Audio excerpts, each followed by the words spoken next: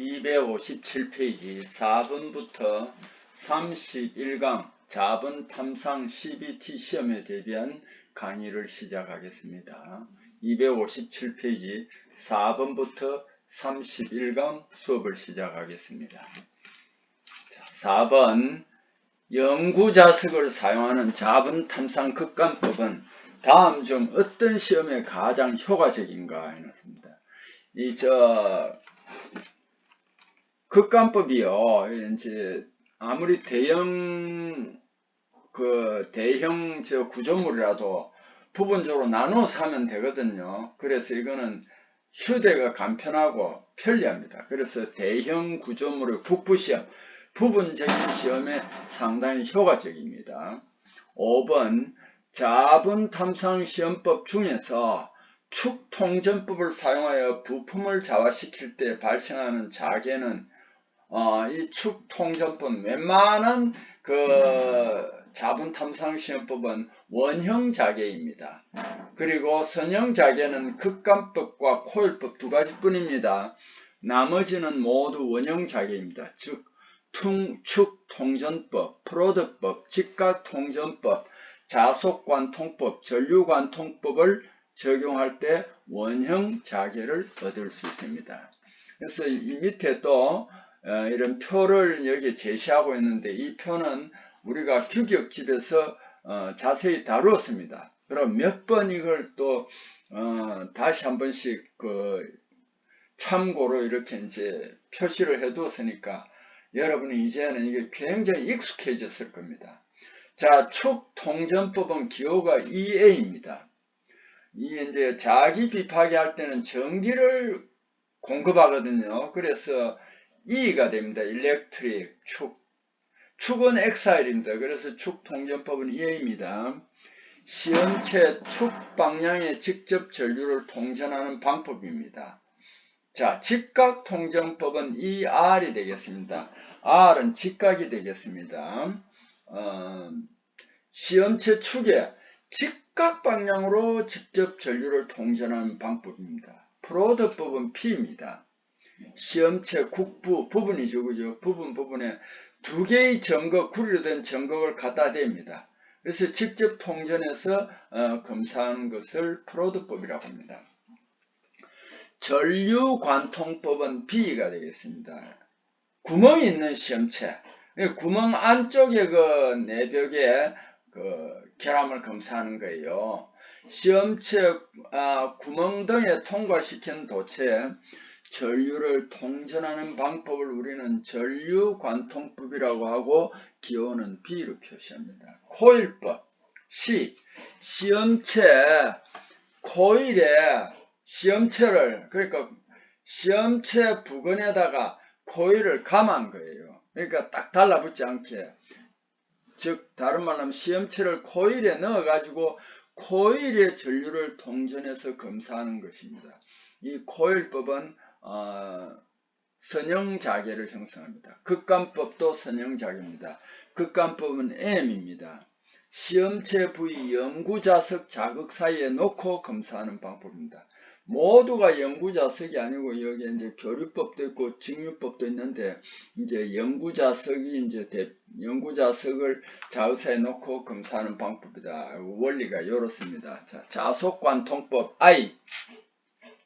시험체 구멍 통과시킨 자성체에 교류자석을 가하여 유도 전류로 검사하는 방법입니다. 유도 전류로 검사하는 방법입니다.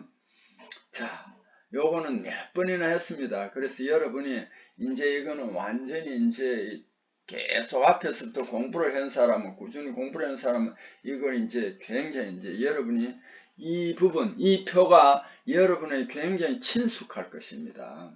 자, 6번 자분 탐상 시험이 침투 탐상 시험에 비해 장점이 될 수 없는 것은 이런 유형의 문제가 많이 나왔습니다. 침투 탐상 시험보다 검사 표면 다소 거칠어도 결함 검출할 수 있습니다. 맞습니다. 침투 탐상 시험보다 검사 표면이 도금되어 있을 때도 검사가 가능하다. 이것도 옳은 설명입니다. 침투 탐상 시험보다 검사 표면에 이어진 미세 기공 검출이 우수하다. 그 표면에서 이어졌다 이거는 쉽게 말하면 이 설명이 조금 애매한데요. 검사 표면에 이어진 미세 기공이라 이 말은 오프닝, 개구부를 하는 겁니다. 표면에서 열려 있으면 거리로 약품이 흘러 들어가겠죠. 그건 침투 탐상 시험이 가능하고, 자부는 자석가루가 그 열려 있는 곳에 그 흘러 들어가는 게 아닙니다. 자, 뭐냐면 자분 탐상은 누설 자석에서 그 결함 부위에 자분이 모이는 것이지 결함으로 흘러 들어가는 것이 아닙니다. 라, 침투 탐상법에 비해 표면 결함과 표면 하에 존재하는 어느 정도의 결함 검출이 가능합니다. 맞습니다. 표면 하 또는 우리 이걸 뭐라고 하느냐 하면은 표면 직하라고 합니다. 직하. 어느 정도 표면 밑에 넣어도 검출이 가능한 것이 자분 탐상 시험입니다. 그래서 6번의 보기 가나다라 중에서 가와 나와라는 자분 탐상 시험이 침투 탐상 시험보다 어느 정도 우수한 상황입니다. 자, 그 다음에 다는 이제 침투 탐상 시험이 우수한 것이요. 7번 자분 탐상 시험에서 잘 검출되는 불연속인 것은 균열입니다. 균열. 심, 접합이라든지 단계라든지 기공 이런 것들은 쉽게 말하면은 내부 결함에 가깝습니다. 그래서 이런 것들은 초음파나 방사선으로 검사하기 쉽습니다. 8번 다른 비파계 검사법과 비교한 자분 탐상 시험의 장점이 아닌 것을 내놨습니다. 모든 시험체의 표면 결함 검출이 가능하다. 자분 탐상 시험은 장비 다루기도 쉽고 다 좋은데 뭐냐면 강자성체만 사용할 수 있습니다. 강자성체만 적용할 수 있습니다. 그래서 모든 시험체의 표면 결함 검출이 가능하다. 이 설명 틀렸죠. 자분 모양이 표면에서 직접 나타난다. 맞습니다. 시험체의 크기 및 형상에 크게 구애받지 않는다. 이것도 맞고요. 미시하고 얇은 표면 결함에 대하여 검출 감도가 높다. 이것도 맞습니다. 자, 그러면은 이제 9번으로 넘어가겠습니다. 9번 258페이지 9번 파장이 짧은 전자파의 투과 능력과 재질에서 흡수되는 정도를 이용하는 비파괴 검사법은 이건 뭐냐면 전자파의 투과 능력과 재질에서 흡수되는 정도를 이용하는 거니까 이거는 방사선 투과 시험 RT가 되겠습니다. 10번 다음 비파괴 검사법 중 시험체 내부에 존재하는 불연속의 위치와 깊이를 측정한다. 이 깊이 측정에는 초음파 탐상 시험이 최고로 좋습니다. 자, 11번 자화법 정할 때 탐상 시험에 고려하지 않아도 되는 것은 시험품의 형상과 크기가 크다면 나누어서 한다든지 이렇게 고려해 줄 사항이 있습니다. 시험품의 용도와 판로, 이거는 그 비파괴 검사하는 거 하등 관계가 없습니다. 어느 비파괴 시험이라도 시험품의 용도와 판로하고는 전혀 관계가 없습니다. 다 탐상 부위도 탐상 시험할 때 고려해야 됩니다. 자, 어느 부분에 딱 보니까 이게 재질 경계가 있더라. 그럼 재질 경계 지시 거기에는 가급적이면 의사 지시가 나타나기 때문에 그런 걸 사전에 염두를 둬야 됩니다. 예측되는 결함의 방향. 항상 결함이 우리 눈에는 안 보이지만은 자분 탐상 장비를 갖다 대고 검사할 때 한번 대고 전기를 통해 가지고 자분을 뿌렸는데 안 나타났다. 이거는 결함이 없을 수도 있지만은 그 결함의 방향과 자속의 방향이 평행일 때 안 나타나는 거예요. 그럼 이걸 또 반대로 바꿔봐야 됩니다. 90도로. 그러면 또 나타날 수도 있고, 물론 그 제품에 결함이 없을 때는 안 나타나겠지만은 결함이 있을 때는 자분 탐상 시험할 때 이렇게 방향을 바꾸어 보면은 이제 90도가 될 때는 결함이 잘 나타납니다. 12번 자분 탐상 시험할 때 나타나는 일반적인 불연속 중에서 가장 검출이 어려운 불연속은 여기에 표면 하 불연속이 아무래도 표면 바로 밑에 불연속도 검출할 수 있다라고 한 것이 이게 잘 나타나는 검출이 가장 어렵습니다. 그 다음에 13번 침투 탐상 시험할 때 건조 처리와 현상 처리를 효과적으로 하기 위하여 잉여 침투액을 물, 수 세정한 다음 건조 중 물로 씻으면 항상 건조를 해야 되는데 이 문제에서는 물로 세정한 다음 건조 처리 없이 바로 현상 처리할 수 있는 방법은 뭐냐? 이거는 왜 그럼 물로 씻었는데도 이게 건조를 안 하느냐 하면은 이게 현상법을 또다시 습식으로 하기 때문에 물로 두 번 할 때는 습식 현상 하고 나서 건조를 합니다. 그래서 여기 이제 이렇게 되겠습니다. 자, 그 다음에 대표적인 VCS 침투 탐상 시험 순서입니다. 자, 첫째, 시험편 표면 전 처리합니다.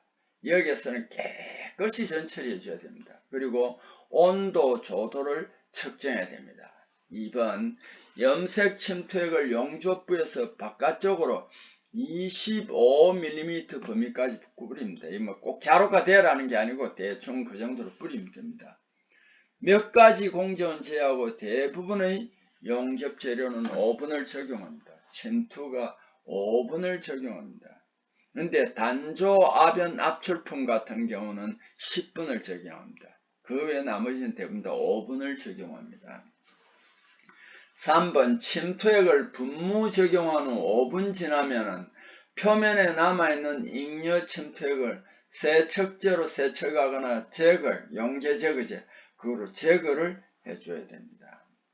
왜 그러나 하면은 이게 어디에 결함이 있는지 모르겠지만 결함이 없는 쪽에는 그 잉여 침투액이 그대로 남아 있습니다. 그럼 이건 제거를 해야 됩니다. 나중에 현상할 때 이게 있으면 진짜 결함을 구분할 수가 없기 때문입니다.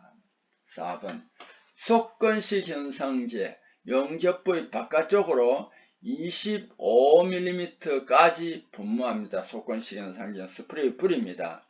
현상 및 관찰은 7분 내지 60분까지 할 수 있는 그 사이에만 하면 됩니다. 그러면 현상제 적용 시간은 몇 분이냐면 여기서 결론이 났죠. 7분입니다. 5번 보고서의 침투 지시 모양을 분류하고 원점에서의 거리를 측정하여 스케치를 합니다. 6번 세척 제거액으로 다시 하면 시험편을 이제 딱 결함을 찾아가지고 스케치하고 기록을 다 했습니다. 그러고는 깨끗이 또 닦아냅니다. 현상제를 분무할 때 주의사항은 백그라운드 원칙을 지킨다. 우리 왜 이런 게 있잖아요. 여름에 우리가 선크림을 바르잖아요. 그죠? 선크림을 바를 때 얇게 바르면 그 안에 피부도 우리가 보이죠. 이런 식으로 그 현상제를 뿌리라는 겁니다. 근데 이제 나이가 든 분들은 주름을 가리기 위해서 이거 뭐 분이나 크림을 막 도배를 해버리면은 그 안쪽 피부가 안 보이죠. 여기에도 마찬가지입니다. 현상제를 너무 진하게 뿌려버리면은 오히려 결함이 있는 결함이 침투했던 침투제가 밖으로 뿜어져 나올 수 없습니다. 그래서 우리가 결함을 찾을 수 없습니다. 이 백그라운드라는 이 사항을 꼭 우리가 알아 주어야 할 사항입니다. 백그라운드. 이거는 반드시 여러분 백그라운드는 우리가 딱 기억을 해둬야 됩니다. 자, 14번 자분 탐상 시험할 때 검사품에 전류 걸어주려면 우선적으로 필요한 고려사항들로만 묶어진 것은 검사품 재질, 자분 탐상은 무조건 강자성취해야 되는 재질, 예상 결함의 종류. 그래서 그 결함이 어떤 방식으로 되어 있느냐에 따라서 이렇게 이제 우리가 자분 자분 탐산기를 가지고 방향을 바꿔줘야 됩니다. 그 다음에 검사장치의 특성을 우선적으로 고려합니다. 이런 검사장치의 특성 같은 걸 우선적으로 고려하려면은 A형 표준시험병 같은 거로서 이제 검사를 해줘야 됩니다. 15번으로 넘어가겠습니다. 259페이지 15번. 주물용 ALSI 계합금의 용탕에 0.01% 정도의 금속 나트륨을 넣어 주용의 용탕을 주입하여 조직 미세화한 후 공정점을 이렇게 이동시키는 처리법에 해당하는 것을 우리는 계량화 처리라고 합니다. 계량화 처리라고 합니다. 이 문제 15번도 조금 이제 말이 바뀌긴 했지만 여러 가지 방법으로 이렇게 많이 예상 문제 많이 나왔습니다. 그 다음에 휘스커 등의 섬유를 알루미늄, 이제 티타늄인데 지금 최근에 그 KS 규격에서는요, 최근에 KS 규격에서는 규격위원들이 뭐 이걸 좀 바꿔놨더라고요. 우리는 나 티타늄이 좋겠던데 그 사람들은 요렇게 이제 죄송합니다.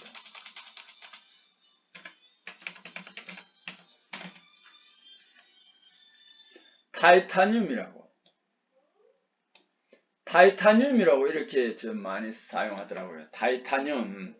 이 사실 영어거든요. 그래서 이제 티타늄인데 그 사람들이 이제 규격위원들이 이렇게 이제 이렇게 해야 된다 이렇게 했더라고요. 그래서 여러분 혹시 저 같은 경우는 아직 티타늄이라고 많이 고수를 하는데 문제에 아마 그 출제위원들이 있겠죠, 그죠? 그 사람들이 앞으로 CBT 시험 대비해 가면 아마 타이타늄이라고도 많이 나올 거예요. 이제 그렇게 하라라고 규격집이 정해져 있고, 구리를 전에는 한자로 해가지고 그 사람들이 동이라고 많이 했거든요. 이제는 구리라고 또 해야 된다 이렇게 규격집 규정을 해놨더라고요. 그래서 이게 문제은행식으로 아마 많이 들어있을 겁니다. 모르긴 몰라도. 그 문제은행식에서 나오면 옛날 문제 같은 티타늄이라고 했을 건데 지금은 타이타늄이라고도 할 수 있다라는 것을 여러분 항상 이 두 가지를 동시에 다 알아주셔야 그 문제를 풀 때 그 혼란을 안 느낄 겁니다. 자, 휘스크 등의 섬유를 알루미늄, 타이타늄 등의 연성, 인성이 높은 금속이나 합금 중에 균일하게 배열시킨 섬유 강화 금속 복합 재료의 표기로 섬유 강화 금속 복합 재료. 그래서 제가 너무 이야기를 많이 했는데 요걸 한번 봅시다. 이게 섬유 강화 금속 복합 재료인데요. 그래서 우리가 사실은 우리 언어에는 아직도 뭐가 많냐면 한자가 많아요. 그 우리 기술 용어에는 특히 일본식 한자가 많이 들어있어요. 그래서 부득이하게 이제 한자를 알거나 영어를 알아두는 게 좋습니다. 그래서 여기 보면 섬유라는 것은 영어로 fiber입니다. fiber. 그 다음에 강화라는 것은 reinforcement입니다. 메탈, 금속이죠. 그래서 섬유 강화 금속 복합제는 FRM이라고 표시합니다. 근데 여기 이제 표에다가 이제 참고를 해놨죠. CVD는 뭐냐? Chemical Vapor Deposition. 화학 기상 정착법. 일종의 표면 도금과 같은데, 화학적으로 전기, 금속 물질도 아연이나 이런 건 낮은 온도에서도 기상화합니다. Chemical Vapor Deposition. 그래서 화학적인 전기, 기상, Deposition, 정착시키는 표면에. 그래서 이것도 일종의 표면 처리예요.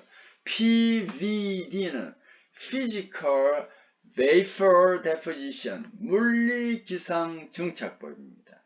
NKS, NSK Magnet Steel입니다. NKS 자석강입니다. 요거 이렇게 알아주면은 여기에서는 뭐 답이 FRM으로 바로 여러분이 이제 이해할 수 있을 겁니다. 자, 16번 이 문제도 몇 번 나왔는데요. 여러분이 요거는 그냥 우리가 신소재나 이런 걸 체계적으로 안 배웠으니까 이 문제 나올 때는 요렇다 하는 걸 그냥 알아뒀어요. 마그네슘은 히토류가 아니죠. 마그네슘, 히토류라는 게 영어로 어떻게 되냐면 rare earth라고 되어 있습니다. rare earth. earth는 지구죠. 땅이죠. rare는 드물다. 히토류. 이 지구상에서 굉장히 귀한 금속을 히토류라고 합니다. 그래서 지금 최근 히토류에서 각광받는 것이 뭡니까? 리튬이죠. 리튬. 그래서 이게 이제 중국이요. 사실은 히토류를 제일 많이 가지고 있는 나라는 아니더라고요. 제가 검색해보면 한 5번째 정도랍니다. 칠레가 제일 많이 갖고 있답니다. 그런데 왜 중국이 우리나라 전기 자동차 배터리, 우리나라에 파는 전기 자동차 배터리에 중국 히토류에 굉장히 의존을 많이 했어요. 근데 미국에 이제 현대 자동차 수출하잖아요. 그죠? 그럼 중국계 그 부품, 재료나 이런 많이 들어있으면 혜택을 못 봐요. 그래서 상당히 이제 중국에 이제 가려면 우리나라 같은 경우는 이 히토류가 별로 없잖아요. 그죠? 그래서 이제 상당히 어려움이 많아요. 마그네슘, 히토류계 합금에서 히토류 원소를 첨가할 때 미시메탈 여기서는 지금 별로 미시메탈의 형태로 첨가한다. 미시메탈에서 세륨을 제외한 원소를 첨가하는데 이 원소가 뭐냐면 디디뮴이랍니다. 디디뮴. 다 이거는 우리가 평소에 우리 일상생활에는 이 주변에서 사용되지 않는 금속 원소들이. 왜? 히토류이기 때문에. 자, 그래서 요 디디뮴 이렇게 알아주십시오. 금속 표면에 스테라이트, 초경합금 등의 금속 융착시켜 표면 경화층 제조하는 방법. 이 스텔라이트는 굉장히 초경하면 단단하죠. 이걸 반용융 상태에 놓으니까 금속 표면에다 굳혀버렸어요. 표면이 굉장히 단단해진다 해서 이걸 hard facing이라고 합니다. hard facing이라고 합니다. 자, 금속 침투법을 다시 한번 더 봅시다. 금속에서 내식성, 부식이 잘 안 되는 거, 내후성, weather resistance, 계절, 기후에 따라서 잘 견디는 거, 습기가 많은 여름이나 그 다음에 굉장히 차가운 겨울에는 기후에 따라서 이제 재료가 많이 변하겠죠. 그 기후에 따라서도 견딜 수 있는 그걸 우리는 뭐라고 하냐면 내후성이라고 합니다. weather resistance. 그래서 내식성, 내후성은 물론 내마모성 등을 높이기 위해 어떤 금속의 표면에다가 다른 금속 부착시켜 내부로 확산 침투하는 방법으로 비처리 금속 표면층은 침투 확산 금속이 풍부한 합금층으로 변합니다. 그래서 철은 부식이 많이 된단 말입니다. 그 위에 알루미늄이나 아연 같은 걸 침투시키면은 그 부식을 방지할 수 있겠죠. 부식을 방지한다는 것은 강도, 경도를 유지할 수 있다는, 그대로 유지할 수 있다는 겁니다. 자, 일반적인 처리법은 고체 침탕과 비슷하며 비처리 금속을 침투 금속 분말 속에 매몰 후 충전시켜 밀폐 용기에 넣고 적정 온도로 적정 시간 동안 가열을 합니다. 자, 이 방법의 대표적인 처리에는 아연의 침투를 우리는 쉐라다이징이라고 합니다.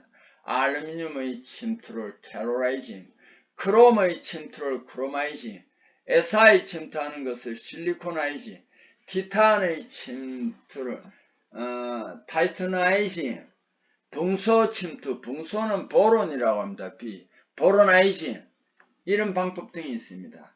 이 방법은 또 침투법, 그러니까 우리가 금속 침투법은 침투법, 확산 침투법, 침투도건법, 확산 도건법, 확산 피복법 등 여러 이름으로 불리고 있습니다.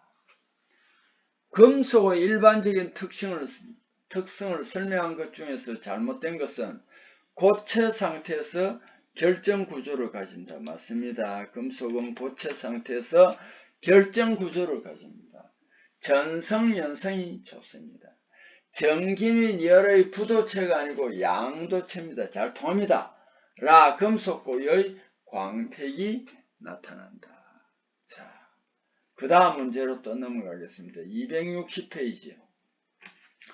응고범위 너무 넓거나 성분금속 상호 간의 비중차가 큰 상태에서 주조할 때 보편적으로 잘 나타나는 현상을 우리는 뭐라고 하냐면은 편석이라고 합니다. 편석.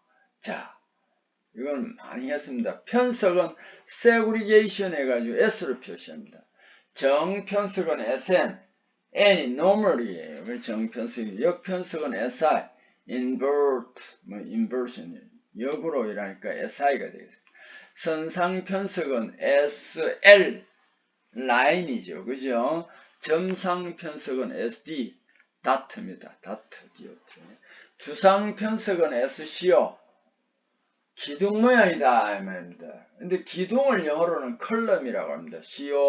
COLUMN, 컬럼. 그래서 약자로 SCO인 거예요. 편석은 어떤 때 생기느냐 하면 응고 범위가 너무 넓거나 금속 성분 간 비중차가 클 때 주로 발생합니다. 자, 금속 간 화합물 설명 중 옳지 않은 것은 이것도 참 변형이 어렵습니다. 맞습니다. 경도가 높은 대신에 이게 취약합니다. 불안정합니다. 그런 특징이 있습니다. 일반적으로 복잡한 구조입니다. 구상, 망상, 뭐 이렇게 입상일 복잡한 구조입니다. 경도가 높고 전연성이 좋다. 여러분 항상 알아두세요. 경도가 높은 금속은 전연성이 낮습니다. 이게 두 개를 동시에 가질 수 없습니다. 우리가 이런 게 있죠. 사람이 모두가 장점만 있는 거 아닙니다. 근데 우리가 이제 조선시대에 그 보면은 우리 태종 이방원이가 있습니다. 그 아들이 세종대왕이죠. 우리는 세종대왕을 막 칭송하는데 실제로는 태종 이방원은요. 문무가 겸비한 사람입니다. 무예도 능하고 학문에도 능했어요. 세종대왕은요. 운동을 하기 싫어했어요. 그래서 병이 많았어요. 문무, 책 읽고 이런 걸 좋아했어요. 왜 세종대왕이 그렇게 훌륭한 임금이 됐나? 저는 이제 그렇게 생각해요. 태종 이방원이 세종대왕이 이렇게 나라 정치를 잘하도록 온갖 왜 그러냐면 정치를 하는 데는 꼭 이제 자기가 잘났다고 반기를 드는 사람이 있어요. 태클을 거는 사람이 있어요. 그러니까 아예 태종 이방원이 저거 똑똑하다고 나중에 우리 아들이 임금이 되면 저 집안이 좀 이제 세종대왕한테 걸림돌이 되겠다 싶은 사람은 세종대왕이 다 없애버렸어요. 태종 이방원이가. 이제 그런 경우는 특이합니다. 우리가 모든 것을 다 잘하고 모두가 다 좋은 거 그런 건 없습니다. 특히 금속에서도 경도가 높다 하면 반드시 그는 전연성이 낮습니다. 그런데 여기 뭐 금속과 화합물이 경도 높고 전연성이 좋다 이건 말이 안 됩니다. 자, 금속과 화합물 다시 한번 더 보면 시멘타이트 또는 Fe3C 이 세 가지가 같은 말이에요. 간단한 원자 정수로 결합해요. Fe3C니까 철 원자가 3개고 탄소 원자가 하나니까 간단한 원자 정수로 결합하며 경도가 높고 불안정 조직입니다. 그래서 이게 본래 녹는 온도는 높은데 1150도씨에서 분해가 잘 됩니다. 매짐성이 높고 복잡한 결정 구조인 구상, 망상, 입상이고 요거는 현미경으로 보면 하얀 색깔을 나타냅니다. 흰색 조직을 형성합니다. 그 다음에 구리, 청동, 비철금속 합금의 원소에 해당하는 것은 구리 주석이죠. 자, 순철을 우리는 뭐라고 합니다. 페라이트 또는 알파철이라고 합니다. 그죠? 용융점에 속하는 온도인 것은 1539도. 시멘타이트 자기 변태는 A0를 표시하고 210도. FEC 상태도상에서 나타나는 변태 중에서 제일 낮은 온도입니다. 공석강 변태는 A1으로 표시하고 723도씨. 순철의 자기 변태는 A2로 표시하고 768도씨. 순철의 동소 변태. 동이라는 원소인데 결정이 막 바뀌는 거예요. A3가 910도씨고 A4가 1400도씨입니다. 이 순철의 동소 변태는 굉장히 중요합니다. 자, 금속 원소 중 바나듐 원소의 기호인 것은 V다. 그죠? W는 텅스텐, MO는 몰리브데눔, NI는 티타, 니켈, 참, 티탄이 아닙니다.